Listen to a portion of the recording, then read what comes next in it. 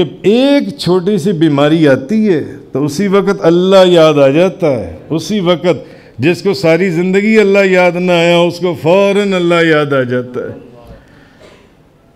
कितनी बीमारी, एक कोरोना बीमारी है, ये तो वबा अब आई है।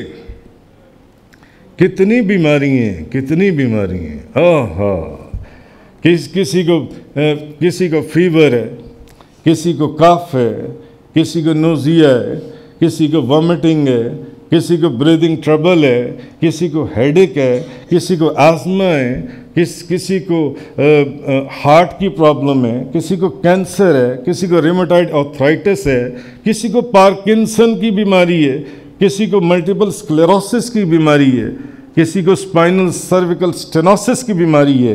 कैसी कैसी बीमारियां हैं। और बीमारियां ना भी हों तो क्या हमने मरना नहीं है? वक्त मुकर्रर है, वक्त मुकर्रर है मरने का, जो उनसे वक्त मुकर्रर है और सब की नंबरिंग हो चुकी है। शाबानुल मुअज़्ज़म की जो 15 की रात हदीस में आया, उसी रात सब की नंबरिंग हो गई है। जिसने जाना है, जिसने इस साल नहीं जाना, और जिसने इस साल जाना है उसकी भी नंबरिंग हो चुकी है।